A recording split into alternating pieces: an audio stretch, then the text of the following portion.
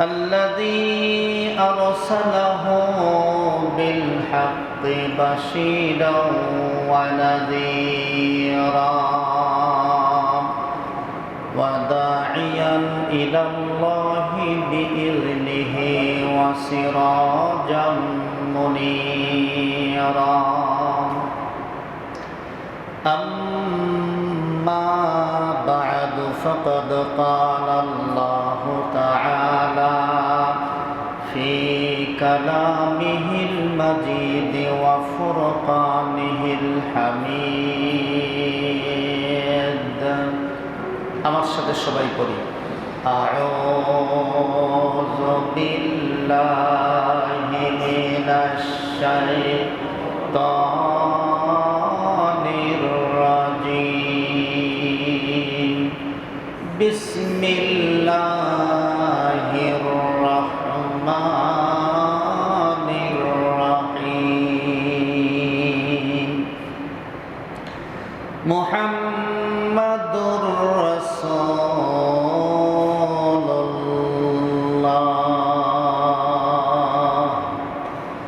والذين معه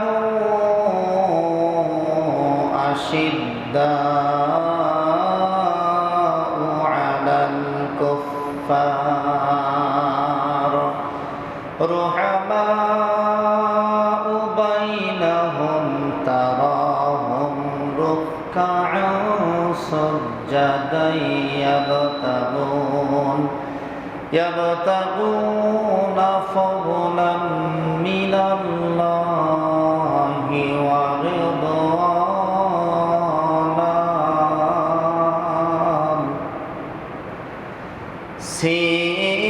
سيماهم في وجوههم من أثر السجود ذلك مثلهم في التوراة ومثلهم في الإنجيل صدق الله العظيم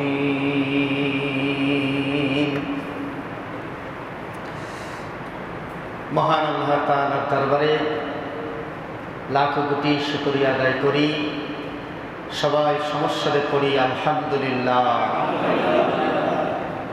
দরুদ ও সালাম রাহমাতাল লিল আলামিন আশরাফুল আম্বিয়া সাইয়্যিদুল মুরসালিন জনাব মুহাম্মদুর রাসূল সয়্যিদুর সাল্লাল্লাহু আলাইহি ওয়াসাল্লামের প্রতি সম্মানিত ভাইরা মাসটি চলছে রবিউল আউয়াল মাস এই রবিউল আউয়াল মাস হচ্ছে মুসলমানদের জন্য একটি ঐতিহাসিক মাস যে মাসে আল্লাহ রাসূল জন্মগ্রহণ করেছেন এবং ইন্তেকালও করেছেন এজন্য এই মাসটি হলো মুসলমানদের জন্য একটি ঐতিহাসিক মাস আমরা আগামী 2 মাস মানে কয় জুমা হলে 8 জুমা এই 2 মাস ব্যাপী সিরাতের উপরে আল্লাহ রাসূলের জীবনীর উপরে রবিউল আউয়াল এবং রবিউল সানি এই 2 মাস আমরা আলোচনা পেশ করব ইনশাআল্লাহ ধারাবাহিকভাবে আল্লাহ রাসূলের জীবনীর উপরে কোরআনে যে আয়াতগুলি অবতীর্ণ করেছেন আমরা এই আয়াতগুলিকে একত্রিত করে কোরআন থেকে রাসূলের জীবনী আলোচনা পেশ করার চেষ্টা করা হবে ইনশাআল্লাহ আম্মা জান হযরত আয়েশা রাদিয়াল্লাহু তাআলা আনহাকে জিজ্ঞেস করা হয়েছিল যে আল্লাহ রাসূলের চরিত্র কেমন ছিল তার জীবনীটা কেমন তিনি বলছেন কাআন্নাহু কুরআন খুলুকুহু কুরআন তার গোটা চরিত্রটাই হচ্ছে কোরআন কোরআন যা রাসূলের আদর্শ তার জীবনীটাই এরকম বলেন সুবহানাল্লাহ আল্লাহর নবী তিনি এই পৃথিবীতে সবচেয়ে পরিচিত মানুষের ভিতরে একজন কিয়ামত থেকে শুরু করে মানুষের সৃষ্টি জগৎ পর্যন্ত সৃষ্টির সূচনা থেকে কিয়ামত পর্যন্ত প্রত্যেকটি সময়ে রাসূলের এই সুনাম সুখ্যাতি পরিচিতি এটা গোটা পৃথিবীতে যুগে যুগে কালে কালে কিয়ামত পর্যন্ত থাকবে। বলেন সুবহানাল্লাহ। আল্লাহ রাব্বুল আলামিন জানায় দিলেন, হে রাসূল, আসমান জমিন, বৃক্ষলতা, তরুলতা, দুলক ভুলক, আমার সৃষ্টি জগৎ যতদূর পর্যন্ত রয়েছে সব জায়গায় তোমার নামকে আমি সমুন্নত করব। তোমার নামের খ্যাতি এবং যশকে আমি তুলে ধরব। শুধু পৃথিবীতে নয়, পৃথিবীর মানুষের জন্য নয়, পৃথিবীর যতগুলি গ্রহ আছে, উপগ্রহ আছে, আকাশ আছে, আসমান আছে, যতগুলি তারকা আছে, সব জায়গায় আল্লাহ তাআলা রাসূলের সুনামকে তুলে ধরবেন। এজন্য আল্লাহ তাআলা বলছেন, ওয়া রাফা'না লাকা যিকরাক। আল্লাহ তাআলা বললেন, রাসূল, ওয়া রাফা'না লাকা যিকরাক, তোমার যে সুনাম সুখ্যাতি এটা শুধুমাত্র জমিনে নয়, আসমানে আমি রেখেছি, জান্নাতের ভিতরে রেখেছি, জাহান্নামেও তোমার সুনাম আছে। অন্যান্য গ্রহ উপগ্রহ সব জায়গার তোমার সুনামকে আমি সমুন্নত করে দিয়েছি। বলেন সুবহানাল্লাহ।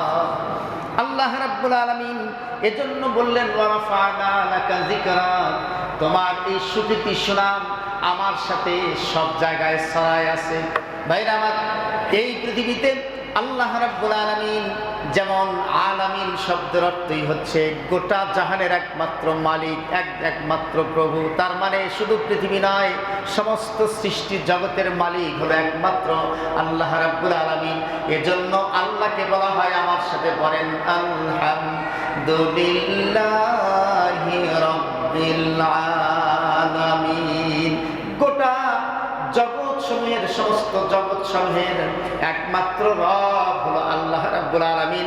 আর রাসূলকে আল্লাহ তাআলা বললেন, ও আলামিন, জগৎ সমূহের, ওয়ামা আরসালনাকা ইল্লা রাহমাতাল লিল আলামিন। আল্লাহ তাআলা বললেন, আমি হলাম রব্বুল আলামিন, গোটা সৃষ্টি জগতের রব আমি। আর রাসূল, তুমি হলে রহমাতাল লিল আলামিন, গোটা সৃষ্টি জগৎ। তার মানে আল্লাহর সৃষ্টির এরিয়া যত বড়, এই সমস্ত সৃষ্টি জগতের রহমত হচ্ছে আল্লাহর নবী। বলেন সুবহানাল্লাহ। ইন হুয়া ইল্লা যিকরুল লিল আলামিন। বলেন আল্লাহু আকবার।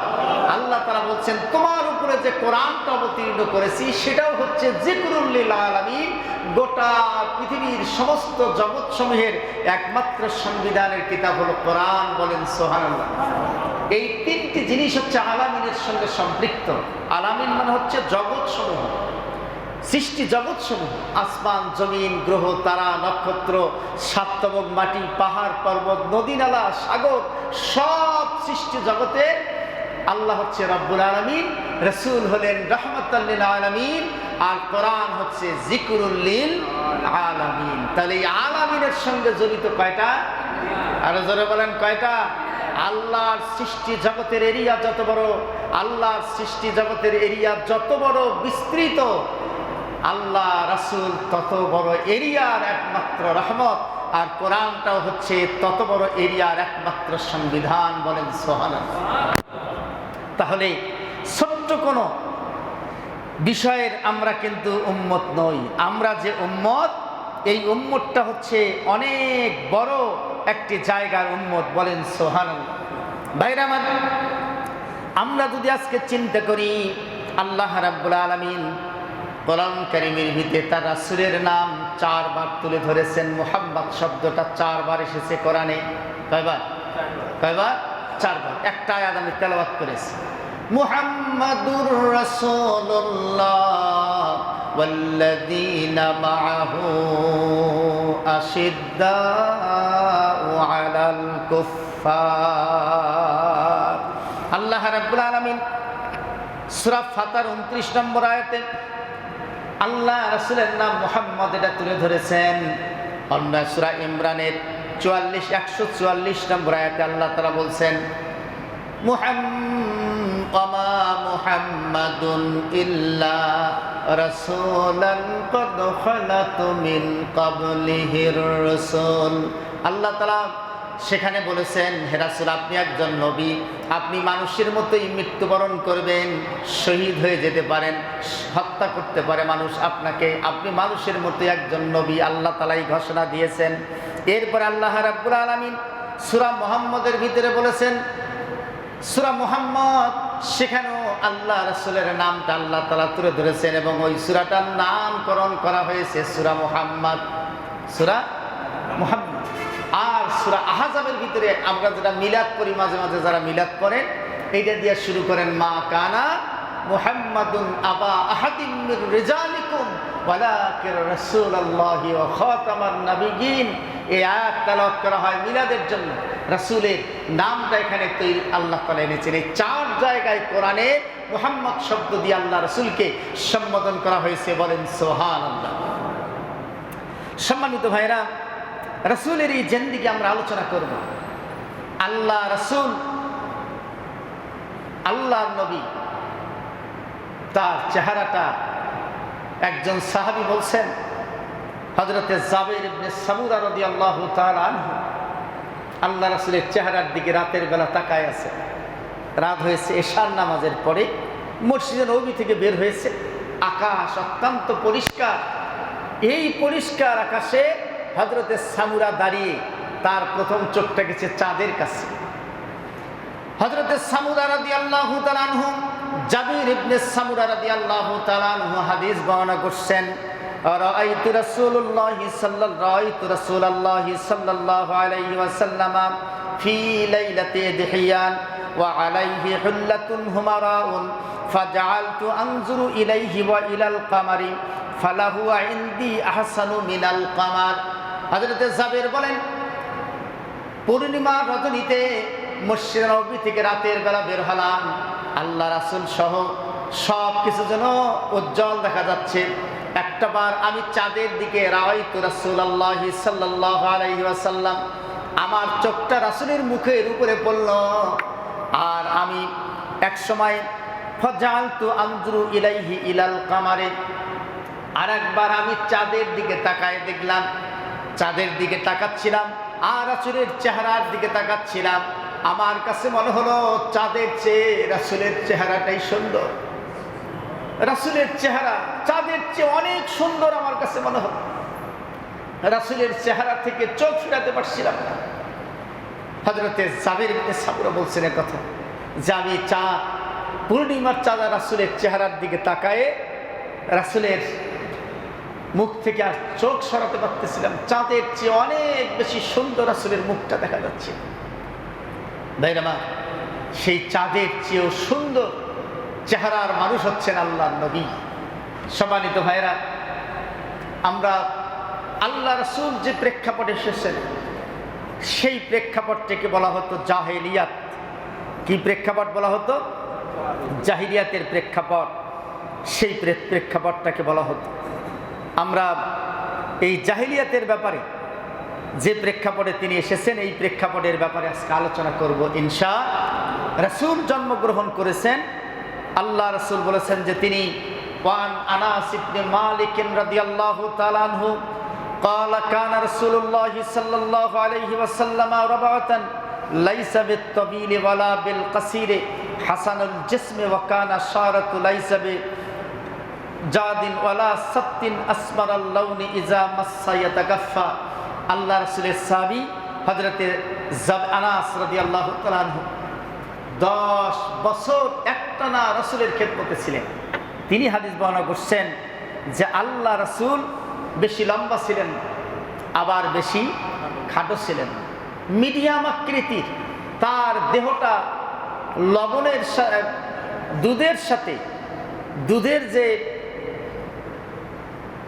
রং ঘিয়ের মতো সোনালী কালার হয়ে যায়, ঠিক সেই রং সম্বলিত হচ্ছে রাসূলের চেহারাটা। মাথার চুলগুলো ছিল হালকা কোকড়ানো। আর একটা সবচেয়ে বড় সুদর্শন পুরুষ হিসাবে আল্লাহ রাসূলকে দেখা যাইছে যে তিনি সবচেয়ে বড় একজন সুদর্শন পুরুষ, এইটা রাসূলকে দেখা যাইত। ভাইরা, সেই রাসূলের প্রতি আমাদের সর্বোচ্চ ভালোবাসা থাকতে হবে ইনশাআল্লাহ। ইমানের মূল পরিচয় হলো রাসূলের ভালোবাসা। রাসূলের লা ইউমিনু আহাদুকুম হাত্তা আকুনা আহাব্বা ইলাইহি মিন ওয়ালিদিহি ওয়া ওয়ালিদিহি ওয়ান নাসি আজমাইন। রাওয়াহুল বুখারী। বুখারীর হাদিসে আল্লাহ রাসূল জানায় দিয়েছেন, আমার উম্মতেরা, আমার ভালোবাসা এইটা যদি তোমার কাছে বেশি না হয়, তোমার মায়ের চেয়ে, তোমার বাবার চেয়ে, তোমার সন্তানের চেয়ে, ওয়ান্নাসু আজমাইন, পৃথিবীর সমস্ত নেতা নেত্রীর চেয়ে, দলের চেয়ে যদি রাসূলের মহব্বত তোমার ভিতরে বেশি পয়দা না হয়, তাহলে বুঝবে যে তুমি আসলে প্রকৃতপক্ষে ঈমানদার নও। তোমার ঈমানটা এখনো পাকা পোক্ত হয় নাই, তোমার ঈমানটা এখনো কামেল হয় নাই। তার মানে আপনার বাবার চেয়ে, আমার বাবার চেয়ে, আমার মায়ের চেয়ে, আমার সন্তানের চেয়ে, আমার স্ত্রীর চেয়ে, সম্পদের চেয়ে, পৃথিবীর সবার চেয়ে রাসূলের ভালোবাসাটা বেশি হতে হবে। যদি রাসূলকে বেশি ভালোবাসতে না পারি, তাহলে আমাদের ঈমানের পরিচয় এটা বহন করবে না, ঈমানি পরিচয় আসবে না। ভাইরা আমার, আল্লাহর নবী হলো এই পৃথিবীর মানুষের জন্য রূহানি পিতা।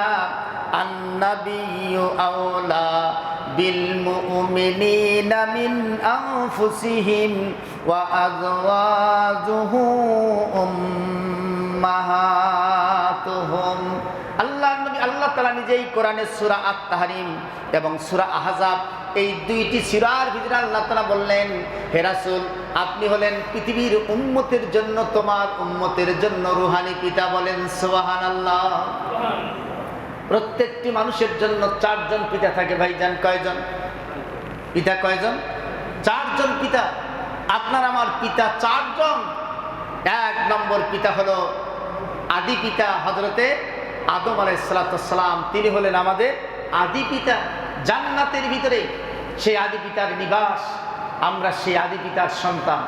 দুই নম্বর হচ্ছে আমরা হলাম জাতির পিতা হযরতে ইব্রাহিমের সন্তান। মিল্লাতা আবিকুম ইব্রাহিম, হযরত ইব্রাহিম হলো জাতির পিতা। মুসলিম জাতির পিতা হলো হযরত ইব্রাহিম আলাইহিস সালাম।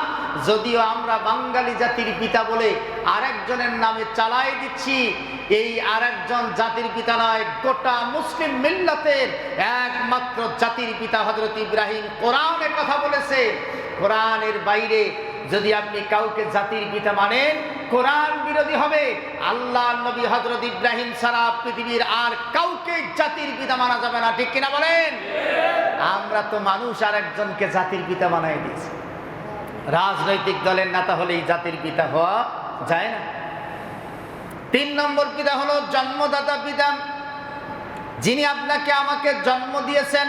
হাল আতা আলাল ইনসানি হিনুম মিনাদ দাহরি লাম ইয়াকুন শাইআম মাযকুরা। আল্লাহ রাব্বুল আলামিন সূরা হাক্কার ভিতরে বলেছেন, আমার বান্দারা, একটা সময় তোমাদের কোনো অস্তিত্ব ছিল না, অস্তিত্বহীন অবস্থায় তোমরা ছিলে। সেই অস্তিত্বহীন থেকে তোমাদেরকে অস্তিত্বে নিয়ে এসেছি। তোমার অন্য কারো নয়, তোমার পিতার মাধ্যমে, মায়ের ঔরসে তোমার পিতার মাধ্যমে তোমাকে জন্ম দিয়ে অস্তিত্ব তৈরি করেছি। যেই দিন আপনার জন্ম হয়েছে তার একদিন আগেও আপনি কি ছিলেন, আমি কি ছিলাম জানি না। আল্লাহ তাআলা পিতার মাধ্যমে আমাদেরকে জন্ম দিয়েছেন, এজন্য তিনি হচ্ছেন ৩ নম্বর জন্মদাতা পিতা। বলেন সুবহানাল্লাহ। ৪ নম্বর পিতা হলো, আল্লাহ তাআলা জানাই দিলেন, ৪ নম্বর পিতা হলো রূহানি পিতা। রূহানি পিতা, আল্লাহ নবী হলো উম্মতের জন্য রূহানি পিতা। তিনি হচ্ছেন রূহানি পিতা, যার কারণে এই রূহানি পিতা, যদি আল্লাহ রাসূল পিতা হন, তাহলে রাসূলের স্ত্রীরা হবে আমাদের মাতা, আমাদের মা, আমাদের মা। এই ঘোষণা আমার না, এই ঘোষণা কার? সূরা আহজাবের ৬ নম্বর আয়াতে আল্লাহ বললেন, আন-নাবিয়্যু আওলা বিল মুমিনিনা মিন আনফুসিহিম ওয়া আযওয়াজুহুম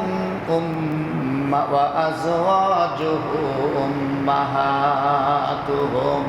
আল্লাহ রাব্বুল আলামিন জানাই দিলেন, আমার বান্দারা, তোমরা একটা কথা খেয়াল করো, তোমাদের নিজের জীবনকে যত ভালোবেসেছ, তোমরা যদি মুমিন হতে চাও, নিজের জীবনটার চেয়েও রাসূলকে বেশি ভালোবাসো। বলেন সুবহানাল্লাহ। আন-নাবিয়্যু আওলা বিল মুমিনিনা মিন আনফুসিহিম, মিন আনফুসিহিম মানে হচ্ছে নিজের জীবন। এই নিজের জীবনটার চেয়েও রাসূলকে বেশি ভালোবাসো। আওলা শব্দটা ইসমে তাফজিল থেকে ব্যবহার হয়েছে, সর্বাধিক, সর্বোচ্চ, সবচেয়ে বেশি গুরুত্ব দিয়ে রাসূলকে তোমার জীবনের চেয়ে বেশি ভালোবাসো, তাহলেই তুমি মুমিন। ওয়া আজওয়াজুহু উম্মাহাতুহুম, আর তার স্ত্রীদেরকে আপন মায়ের চেয়ে বেশি ভালোবাসো। রাসূলের স্ত্রী, তাদেরকে ভালোবাসতে হবে নিজের মায়ের চেয়েও বেশি। এ কথা আমার না আল্লাহ? এ কথা কার? আল্লাহ এ কথা বলছেন, হাদিস শরীফের ভিতরে আসছে হাদিস। আল্লাহ রাসূলের স্ত্রীদেরকে সাহাবারা মায়ের মতোই, মা হিসাবেই ভাবতেন। অন্য আয়াতে আল্লাহ তাআলা বলছেন, ওয়া মা কানা লাকুম আন তুযু রাসূলাল্লাহি ওয়ালা আন তানকিহু আজওয়াজাহু মিন বাদি আবাদা ইন কানা ইনদাল্লাহি আযীমা। আল্লাহ রাব্বুল আলামিন জানাই দিলেন, আমার বান্দারা, তোমরা যারা আসলে আছো এই পৃথিবীতে, তোমাদের নিজের জীবনের চেয়ে রাসূলকে যারা বেশি ভালোবেসেছ, তোমাদের জন্য আল্লাহ রাসূলের, আল্লাহ তাআলার ঘোষণা হলো, তার স্ত্রী যারা আছে তাদেরকে তোমরা কখনোই মা হিসাবে গ্রহণ করবে। আল্লাহ রাসূলের স্ত্রী যারা আছেন, আল্লাহ রাসূলের স্ত্রীদেরকে একজন মুমিনের জন্য বিবাহ করা জায়েজ নাই।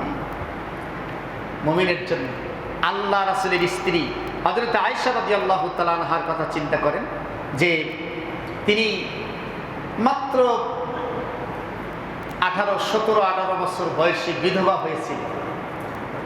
পৃথিবীর কোনো মানুষ, কোনো উম্মত তাকে বিবাহ করতে পারে না, যার কারণে বিবাহ বসেন নাই। আল্লাহ তাআলা আয়াত অবতীর্ণ করেছেন, ওয়ালা আন তানকিহু, তোমরা নিকাহ করো না, বিবাহ করো না, আজওয়াজাহু, আল্লাহ রাসূলের স্ত্রীদেরকে, মিন বাদি আবাদান, আল্লাহ রাসূলের চলে যাওয়ার পরে তার স্ত্রীদেরকে, তোমার মাকে বিবাহ করা যেমন হারাম, রাসূলের স্ত্রীকে বিবাহ করা এরকম মুসলমানদের জন্য হারাম।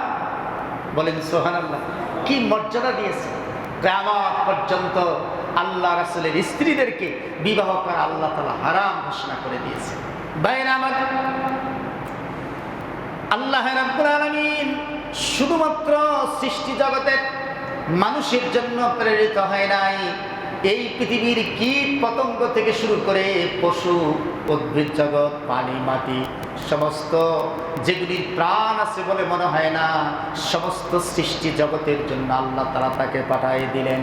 ইয়া আইয়ুহান নাসু ইন্নী রাসূলুল্লাহি ইলাইকুম জামিআ। আল্লাহ তাআলা বললেন, হে দুনিয়ার মানুষেরা, শুধুমাত্র মুসলমানদের জন্য নবী হিসেবে তিনি এসেছেন এরকম তোমরা মনে করো না, বরং আল্লাহ নবীকে এই পৃথিবীর সমস্ত মানুষের জন্য নবী করে পাঠানো হয়েছে। হিন্দু, খ্রিস্টান, বৌদ্ধ যারা আছে সব মানুষের জন্য এই নবীকে একমাত্র নবী হিসেবে প্রেরণ করেছে, কিন্তু তারা নবীকে মানত না। তোমরা যারা নবীকে মেনেছো, তোমরাই হলো পৃথিবীর সৌভাগ্য। বলেন সুবহানাল্লাহ। শুধু মুসলমানদের নবী না, ইয়া আইয়ুহান নাস, হে দুনিয়ার মানুষেরা, ইন্নী রাসূলুল্লাহি ইলাইকুম জামিআ, এই পৃথিবীর সবার, সকল ধর্ম, বর্ণ, ছোট বড়, আবাল বৃদ্ধ বনিতা, নারী পুরুষ, সবার জন্যই আমি নবীকে পাঠিয়ে দিয়েছি। নবী একক কারো সম্পত্তি নয়, এই নবী সবার জন্য। ভাইরা আমার, এরপরে আল্লাহ তাআলা বললেন, ওয়া মা আরসালনাকা ইল্লা কাফাতাল লিন্নাসি বাশীরাও ওয়া নাযীরা। আল্লাহ রাব্বুল আলামিন জানাই দিলেন, দুনিয়ার মানুষেরা, এই পৃথিবী, ওয়া মা আরসালনাকা, হে রাসূল, আমি তোমাকে প্রেরণ করেছি ইল্লা কাফাতাল লিন্নাস, কিয়ামত পর্যন্ত অনাগত যত প্রজন্ম আসবে এবং যত প্রজন্ম এসেছে সবার জন্যই আমি একমাত্র তোমাকে রাসূল হিসেবে প্রেরণ করেছি। বলেন সুবহানাল্লাহ। রাসূল শুধুমাত্র আমাদের জন্য নয়, তিনি হচ্ছেন কাফাতাল লিন্নাস, পৃথিবীর সব মানুষের জন্য আল্লাহ রাব্বুল আলামিন এই রাসূলকে প্রেরণ করেছে। ভাইরা আমার, এই পৃথিবীতে আজকে অসংখ্য দেশ তৈরি হয়েছে, অসংখ্য নেতা তৈরি হয়েছে, অসংখ্য মানুষ তৈরি হয়েছে, কিন্তু আল্লাহ রাসূল জানাই দিলেন বুইসতু ইলাল আহমারি ওয়াল আসওয়াদ, এই পৃথিবীতে কালো সাদা যত বর্ণের মানুষ আছে সব বর্ণের একমাত্র নবী হচ্ছেন তিনি। কানান নাবিয়্যু বাসু ইলা কওমিহি খাসাতান ওয়া বুইসতু ইলান নাসি আম্মাতান। আল্লাহ নবী বললেন, সাহাবারা, আমি শুধুমাত্র তোমাদের জন্য প্রেরিত হই নাই, বরং কিয়ামত পর্যন্ত সকল মানুষের জন্য আমি এই পৃথিবীতে প্রেরিত হয়েছি। বলেন সুবহানাল্লাহ। শুধু তাই নয়, আল্লাহ নবী বললেন ওয়ারসিলতু ইলাল খালকি কাফাতান ওয়া খাতামান নাবিয়্যুন। আল্লাহ নবী বললেন ওয়া খাতামা বি নাবিয়্যুন। আল্লাহ নবী বললেন এই পৃথিবীর সকল সৃষ্টির জন্য ইলাল খালকি কাফা, গোটা সৃষ্টির জন্য পরিপূর্ণভাবে আমাকেই পাঠানো হয়েছে। গরু ছাগল দেখো তার নবী আমি, কীট পতঙ্গ দেখো সেগুলির নবী আমি, সাগরের মাছ পাহাড়ের গর্তের যত কীট পতঙ্গ সব কিছুর নবী হচ্ছেন আল্লাহ নবী। তিনি বলছেন যে কাফাতান ইলাল খালকি কাফাতান, সমস্ত সৃষ্টি জগতের একমাত্র নবী আমি। বলেন সুবহানাল্লাহ। ওয়া খুতিমা বিন নাবিয়্যুন, নবুয়তের ধারা আমার থেকেই শেষ করে দেওয়া হয়েছে। ওয়া খাতামান নাবিয়্যিন, আল্লাহ রাসূল হচ্ছেন সমস্ত নবীদের সিলমোহর। খাতাম শব্দের একটি অর্থ হলো সিলমোহর। যখন সবকিছু সিগনেচার হয়ে যায় তখন একটা কি ব্যবহার করা লাগে? সিলমোহর। আল্লাহ রাসূল বলছেন যে আমি হলাম সব নবীদের সত্যায়নকারীর সিলমোহর। বলেন সুবহানাল্লাহ। মা কানা মুহাম্মাদুন আবা আহাদিন মির রিজালিকুম ওয়ালাকির রাসূলুল্লাহি ওয়া খাতামান নাবিয়্যিন। আল্লাহ তাআলা জানাই দিলেন মা কানা মুহাম্মাদুন আবা আহাদিন মির রিজালিকুম। আল্লাহ নবী শুধুমাত্র একজনের পিতা নয়, তিনি সকল মানুষের জন্য পিতা। আল্লাহ নবীকে আল্লাহ তাআলা শেষে বলছেন ওয়া খাতামান নাবিয়্যিন, সমস্ত সৃষ্টি জগতের একমাত্র শেষ নবী তিনি। সমস্ত নবীদের সত্যায়নকারী, শেষ সত্যায়নকারী হচ্ছেন আল্লাহ নবী। আল্লাহ নবী সোমবার জন্মগ্রহণ করলেন 570 খ্রিস্টাব্দে। হযরত ঈসা আলাইহিস সালামের আকাশে উত্তোলনের পর থেকে শুরু করে নিয়ে 570 বছর পরে আল্লাহ রাসূলকে আল্লাহ রাসূল জন্মগ্রহণ করলেন। আন ইবনে আব্বাস রাদিয়াল্লাহু তাআলা قال قال رسول الله صلى الله عليه وسلم ولد النبي صلى الله عليه وسلم يوم الاثنين نبوة يوم الاثنين وتوفى يوم الاثنين وخرج مهاجرا من مكة إلى المدينة يوم الاثنين وقدم المدينة يوم الاثنين ورفع حجر الأسود يوم الاثنين رواه أحمد। হযরত আব্বাস, আব্দুল্লাহ ইবনে আব্বাস রাদিয়াল্লাহু তাআলা আনহুমা, বাপ বেটা দুইজনেই সাহাবী, তিনি বর্ণনা করছেন যে আল্লাহ রাসূল বুলিদান নবী সাল্লাল্লাহু আলাইহি ওয়াসাল্লাম ইয়াউমাল ইসনাইন, সোমবারের দিন রাসূল জন্মগ্রহণ করেছেন। নবুওয়াতু ইয়াউমাল ইসনাইন, আল্লাহ রাসূলকে নবুয়ত দেওয়া হয়েছে, সেটাও সোমবারের দিন নবুয়ত দেওয়া হয়েছে। ওয়া তুওয়াফা ইয়াউমুল ইসনাইন, রাসূল মৃত্যুবরণ করেছেন, তারপর সোমবারের দিন মৃত্যুবরণ করেছেন। আল্লাহ রাসূল মৃত্যুবরণ করেছেন কিবার? সোমবার। দাফন হয়েছে বুধবার। এরপরে আল্লাহ রাসূল সাহাবী বললেন ওয়া খারাজা মুহাজিরাম মিন মক্কাতা ইলাল মাদিনাতি ইয়াউমুল ইসনাইন, যেদিন মক্কা থেকে মদিনায় হিজরত করেন সেই দিনটাও ছিল সোমবারের দিন, তিনি হিজরত করেছেন। ওয়া কাদিমাল মাদিনাহু ইলাল ইসনাইন, মদিনার ভিতরে প্রবেশ করেছেন এই সোমবারের দিন। ওয়া রাফা হাজরাল আসওয়াদ ইয়াউমাল আসনাইন, আল্লাহ নবী হাজরে আসওয়াদ যে স্থাপন করেছিলেন সেটাও ছিল এই সোমবারের দিন। এই সোমবারের দিন আল্লাহ রাসূলের বিভিন্ন কর্মকাণ্ডের সঙ্গে জড়িত। বলেন সুবহানাল্লাহ। হাদিস আল্লাহ রাসূল এগুলি বর্ণনা করেছেন। সম্মানিত ভাইরা, আল্লাহ রাসূলের এই জন্ম হয়েছিল যে পরিবেশে, সেই পরিবেশটাকে বলা হয় জাহিলিয়াতের পরিবেশ। কিসের পরিবেশ? আরো জোরে বলেন। জাহিলিয়াত, মূর্খতা, অজ্ঞতা, বর্বরতা সেই যুগে ছিল। এই জাহিলিয়াতের পরিবেশে আল্লাহ নবী জন্মগ্রহণ করলেন। আল্লাহ নবী জাহিলিয়াতের পরিবেশে জন্মগ্রহণ যখন করলেন, এই পরিবেশটার ব্যাপারে কোরআন আয়াত অবতীর্ণ করেছে। কে বলেছে? আল্লাহ তাআলা। ওই যে জাহিলিয়াত যে নামটা, এইটা এখন বর্তমান আমরা যদি শুনি জাহিলিয়াতের কথা, তা আমাদের গা শিরশির করে ওটা বা কত জঘন্য, কত বা খারাপ, কি একটা যুগ ছিল, এইটা আমাদের ভিতরে এটা প্রকাশিত হয়। ভাইরা আমার, আল্লাহ রাব্বুল আলামিন ওই যুগটার ব্যাপারে বললেন, ওয়ালা তাবাররাজনা তাবাররুজাল জাহিলিয়াতিল উলা। মানুষ, তোমরা যেন আজ জাহিলিয়াতের মতো আচরণ না করো। কোরআন আসার পরে, রাসূল আসার পরে আবার যেন জাহিলিয়াতের দিকে তোমরা ফিরে না যাও। অন্য আয়াতের ভিতরে আল্লাহ জানাই দিলেন, আফা হুকুমান জাহিলিয়াতি ইয়াবগুন ওয়ালাহু আসলামা মান ফিস সামাওয়াতি ওয়াল আরদি তাওআন ওয়া কারহান ওয়া ইলাইহি ইউরজাউন। আল্লাহ রাব্বুল আলামিন জানাই দিলেন, আফা হুকমাল জাহিলিয়াতি ইয়াবগুন। কোরআন আসার পরে, রাসূল আসার পরে তোমরা আবার জাহিলিয়াতকে চাবে নাকি? জাহিলিয়াতকে অনুসন্ধান করবে নাকি? আল্লাহ তাআলা কোরআনের ভিতরে ওই সমাজ ব্যবস্থা, ওই রাষ্ট্র ব্যবস্থা, ওই মানুষগুলোকে জাহিলিয়াতের সাথে আখ্যায়িত করেছেন, জাহিলিয়াত বলেছেন। ভাইরা আমার, জাহিলিয়াত বলার পেছনে অন্য কোনো কারণ নয়, খুব বেশি কারণ নয়, 5টি কারণে সেই সমাজ ব্যবস্থাটাকে জাহিলিয়াতের সমাজ ব্যবস্থা বলা হয়েছে। এই জাহিলিয়াত বলার পেছনে মোট কারণ হলো 5টা। কয়টা? ভাইজান, 5টা কারণে আল্লাহ রাসূলের আগমনের ওই সময়টাকে জাহিলিয়াত বলা হয়েছে। বর্তমানে যদি ওই 5টা কারণ আমাদের এই সমাজে থাকে, বর্তমান সমাজ ব্যবস্থায় জাহিলিয়াত হবে কিনা? আরো জোরে বলেন, হবে কিনা? হবে। তাহলে আমরা এই বিষয়টার উপরে, এই 5টি কারণ আজকে আলোচনা করব ইনশাআল্লাহ। যে জাহিলিয়াত কাকে বলে, কোরআনের দৃষ্টিভঙ্গিতে জাহিলিয়াতের কারণ ধরেছে আল্লাহ তাআলা কয়টা? 5টা কারণ আল্লাহ রাব্বুল আলামিন জানায় দিলেন।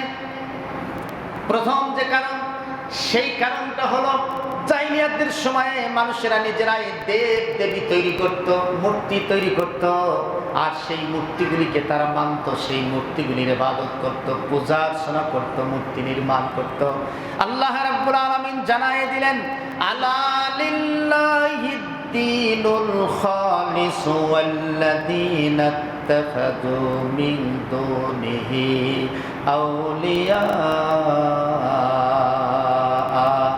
মা না'বুদুহুম ইল্লা লিয়ুকাররিবুনা ইলাল্লাহি যুলফা। সূরা জুমারের ভিতরে আল্লাহ তাআলা বললেন, আল্লাহ তাআলা বলছেন, ওয়াল্লাযীনা ইত্তাখাযু মিন দুনিহি আউলিয়া, তারা তাদের এই মূর্তিগুলি নির্মাণ করে, আর সেই মূর্তিগুলিকে তাদের সবচেয়ে বড় নেতা মনে করে, বন্ধু মনে করে, তাদের ইবাদত করে, তাদেরকে ওয়ামা না'বুদু ইল্লা লিয়ুকাররিবুনা ইলাল্লাহি যুলফা। তারা এগুলি তৈরি করে আল্লাহকে তাদের নিকটবর্তী পাওয়ার জন্য, এদেরকে মাধ্যম হিসাবে গ্রহণ করে। ভাইরা আমার, মূর্তিগুলিকে তারা আল্লাহকে পাওয়ার জন্য মাধ্যম হিসাবে গ্রহণ করে। কাবার চত্বরের ভিতরে মূর্তি নির্মাণ করা হলো। এই মূর্তি ছিল 360টি মূর্তি। কারণটা কি? কারণটা হলো একটা গোত্র একটা মূর্তি তৈরি করেছে, সেই মূর্তিটা কাবার চত্বরে আল্লাহকে পাওয়ার জন্য এই মূর্তি তারা স্থাপন করেছে, ভালো নিয়তে স্থাপন করেছে। এই মূর্তি তারা আল্লাহকে পাওয়ার জন্য স্থাপন করেছে। আর একটা গোত্র এসেছিল, এই মূর্তির ইবাদত তারা করে না, তারা আরেকটা মূর্তি নির্মাণ করেছে, সেটা তার পাশে সে রাখায় রেখে দিয়েছে। তারা আবার তার মাধ্যমে আল্লাহকে পেতে চায়। আরেকটা গোত্র এসেছে, তারাও আরেকটা তাদের মূর্তি নির্মাণ করে পাশে রেখেছে। এইভাবে গোত্র হয়েছে 360টি গোত্র। আর 360টি গোত্রের মূর্তি, 360টি মূর্তি ওখানে আষ্টে পিষ্টে জমা করে রেখেছে। তারা সবাই কাবার ভিতরে আসতো, কাবাকে সম্মান করত, কাবার ভিতরে তাওয়াফ করত। জাহিলিয়াতের মানুষেরাও কাবা শরীফের ভিতরে হজ করেছে। কি করেছে? আরো জোরে বলেন, হজ করছে ভাইজান, হজ। জাহিলিয়াতের লোকেরা তারা যে মূর্তিগুলি রেখেছে, এক একজন এক একটা গোত্রের মূর্তি ভাবে রাখতে রাখতে রাখতে রাখতে গোটা কাবার 360টি মূর্তি স্থাপন করে তাদের ইবাদত। কাবাকে তারা মানত। এরপরে আল্লাহ রাব্বুল আলামিন জানায় দিলেন, ওয়ালা ইন সাআলতাহুম মান খালাকাস সামাওয়াতি ওয়াল আরদা ওয়া সাখখারাহাশ শামসা ওয়াল কামার লা ইয়াকুলুন্না আল্লাহ ফাআন্না ইউফাকুন। আল্লাহ রাব্বুল আলামিন সুন্দর একটা দৃষ্টান্ত দিয়েছেন। কাবা শরীফের ভিতরে তারা মূর্তি নির্মাণ করত, মূর্তিগুলিকে শ্রদ্ধা সম্মান করত একটি মাত্র কারণে, তারা আল্লাহকে পেতে চায়। ভাইরা আমার, ভালোবাসাটা এত বেশি হয়ে গেছে। আবু জেহেল আল্লাহকে এত বেশি মানত, আল্লাহর এত ভক্ত ছিল আবু জেহেল, আল্লাহকে এত প্রেমিক মনে করত আবু জেহেল।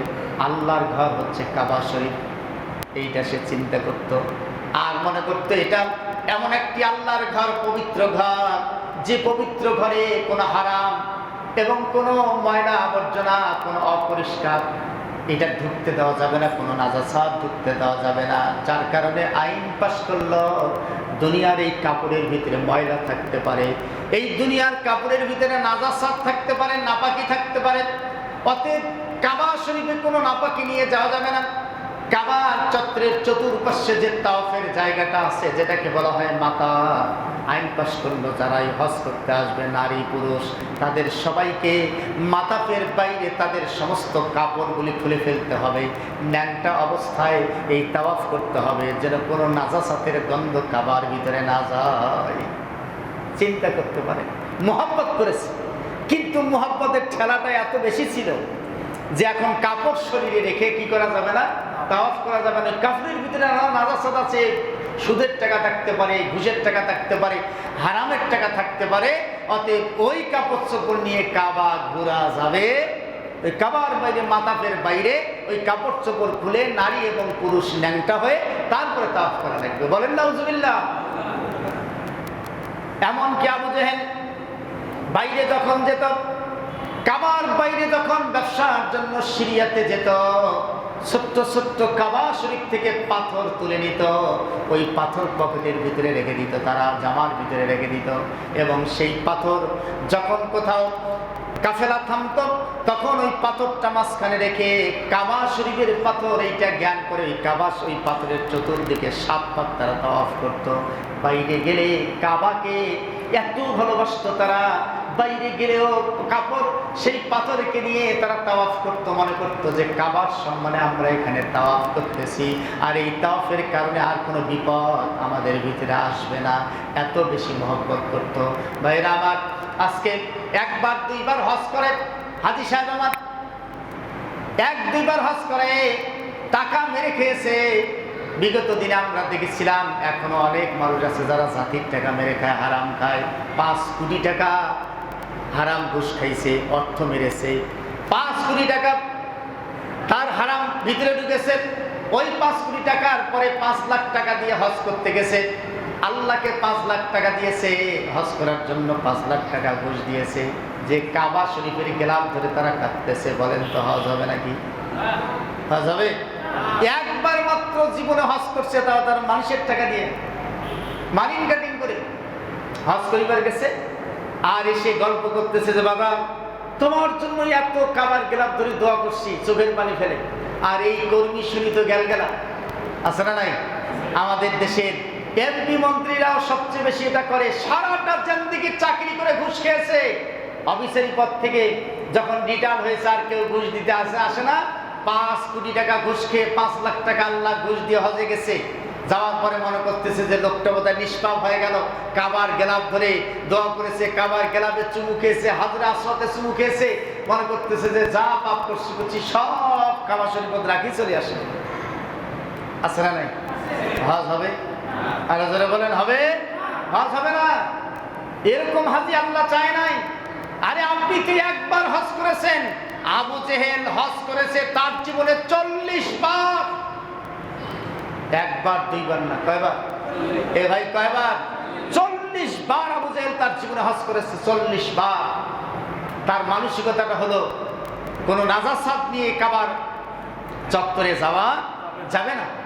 এত বড় মানসিকতা নিয়ে 40 বার হজ করার পরেও আজকে এখানে যারা আছেন কেউ কি কোনোদিন শুনেছেন কোন আলেম ওলামা, কোন সাধারণ মানুষ, কোন ঐতিহাসিক, কোন হাদিস বক্তা আলহাজ আবু জেহেল বলেছে? আবু জেহেলকে আলহাজ কেউ বলেছে? আলহাজ আবু জেহেল এই নাম শুনছেন?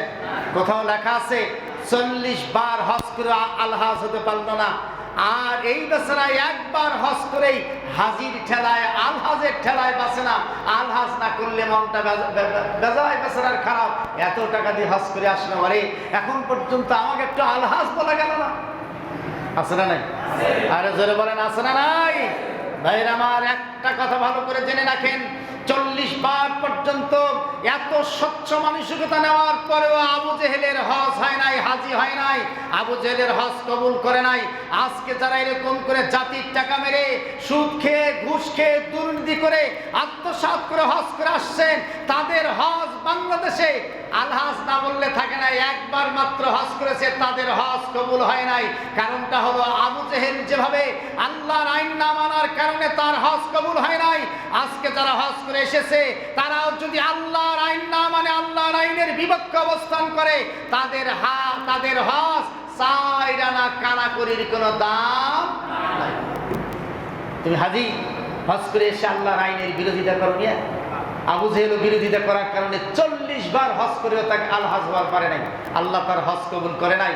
আর তুমি একবার আল্লাহর আইন হজ করে এসে আল্লাহর আইনের বিরোধিতা আগে যেমন করেছো এখনো ওই রকমই করে যাচ্ছে, বিলকুল আগের মতো, তার কোনো পরিবর্তন হয় নাই। তার চিন্তাটা হলো যে আল্লাহর আইন এক জিনিস আর হজ আর এক জিনিস। আছে না নাই? আরো জোরে বলেন, আছে না নাই? ভাইরা আমার, ওই নামটাই শুধু হাজি হবে, কাম হবে না। আল্লাহ রাব্বুল আলামিন কোরআনে বললেন, এখন আয়াত শোনেন। আয়াতে আল্লাহ তাআলা বলছেন, আল্লাহ রাব্বুল আলামিন সূরা আনকাবুতের 61 থেকে 63 পর্যন্ত একটি ঘটনার কথা বললেন। আমার কথা? কার কথা? আল্লাহ বলছেন, রাসূলের কথা না। কার কথা? সরাসরি আল্লাহ বলছেন, ওয়ালাইন সাআলতুম মান খালাকাস সামাওয়াতি ওয়াল আরদা ওয়া সাখখারাহাশ শামসু وسخرها الشمس والقمر ليقولن الله।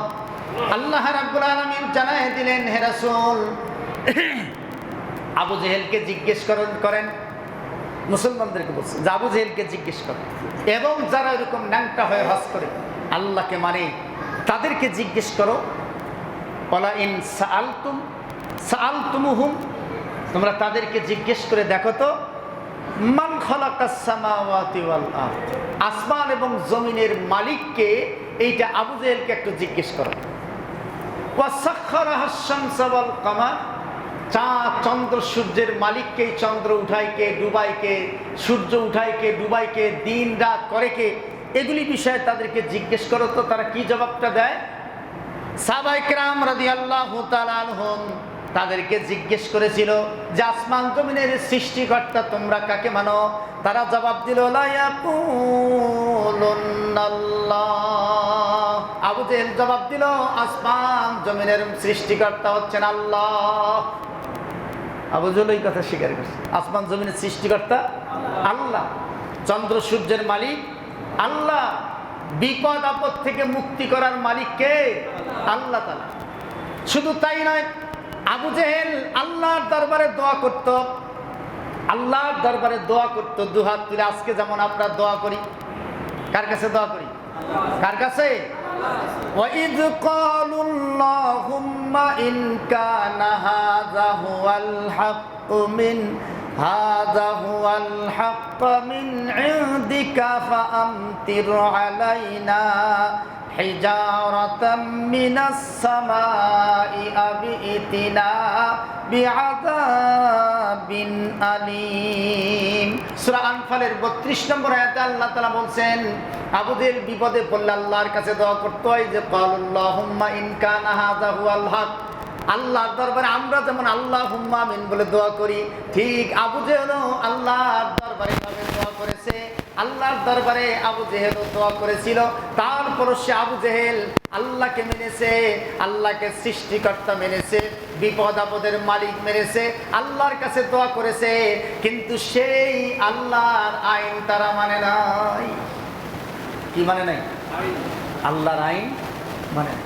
তারা নিজের আইন মানতে চেয়েছে, আইনটা শুধু আল্লাহর মানে নাই, তাছাড়া সব মানছে আল্লাহকে। আল্লাহর ইবাদত করেছে, হজ করেছে, রোজা রেখেছে, রোজা, দান খয়রাত করেছে আবু জেহেল।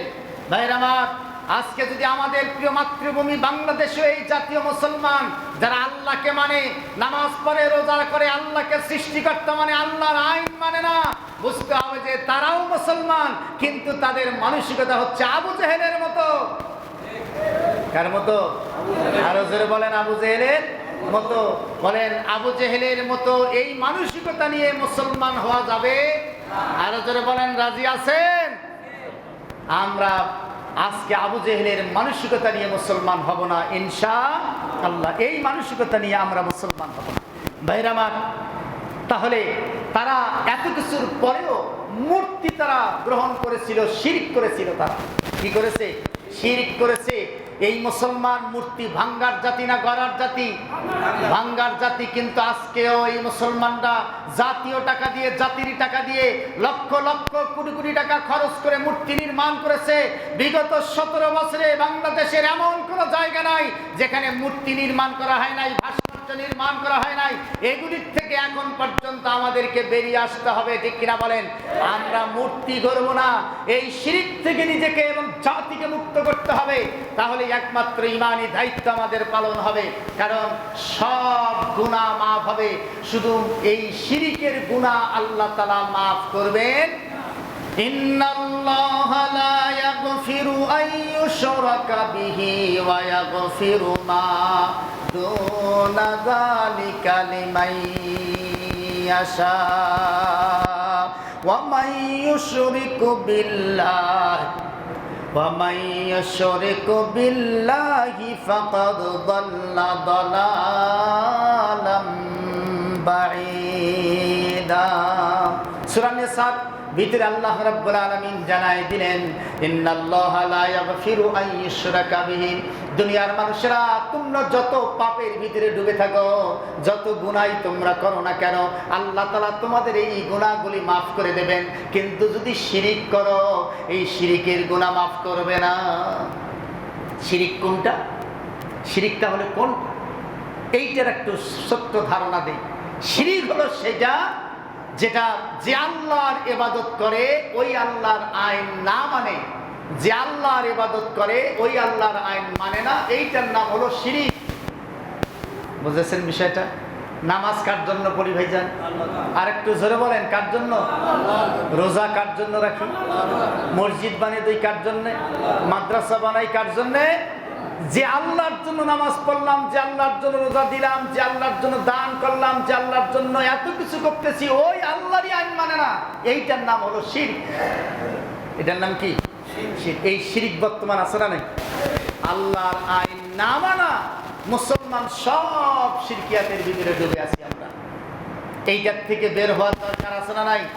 আরো জোরে বলেন, আছে না নাই? ভাইজান, অনেকের মাথায় হয়তো একটা কথা চিন্তা করে, হুজুর খালি রাজনীতির কথা কয়, তার মানে শিরকের কথাটাও তার ভিতরে লাগে, এটাকে রাজনীতি মনে করে। ভাইজান, এটা মনে করলে ভুল ভাবছেন। আপনি ভুল ভাবছেন। এটা রাজনীতির সঙ্গে সম্পৃক্ত নয়। আইন মানা না মানাটা আল্লাহর ইবাদতের সঙ্গে সম্পৃক্ত, শিরকিয়াতের সঙ্গে সম্পৃক্ত। এটা মাথায় এই ভূত, দলের চিন্তার ভূত, রাজনৈতিক চিন্তার ভূতটা আল্লাহ রাস্তা মুছে ফেলেন। কয়েকদিন গেলেই তো মরে যাবেন, মরার পরে আর এই সুযোগ থাকবে না। এখনো যদি বুঝতে পারেন, সুযোগটা পেয়ে যাবেন জীবনে প্রান্ত পর্যন্ত হলেও আল্লাহ জান্নাত দিয়ে দিবেন। ইন্নাল্লাহা লা ইয়াগফিরু আন ইউশরাকা বিহি ওয়া ইয়াগফিরু মা দুনা যালিকা লিমান ইয়াশা। আল্লাহ তাআলা বলেন, বান্দার গুনাহ পাপের বোঝায় পাহাড় হয়ে গেছে, এই পাপ আল্লাহ তাআলা মাফ করে দেবেন। বলেন সুবহানাল্লাহ।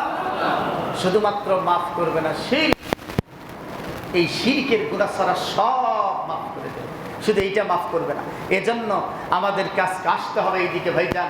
আজকে শিরক, আজকে মদ, জেনা, জুয়া, ব্যভিচার, এগুলি দিয়ে গোটা জায়গা, গোটা রাষ্ট্র যেন ভরে গেছে। আমরা আজকে সংস্কৃতির নামে, বিভিন্ন শিল্পকলা একাডেমির সংস্কৃতির নামে, বিভিন্ন কিছু উদযাপনের নামে, উদ্বোধনের নামে নানান কিছু আমরা আজকে গ্রহণ করছি।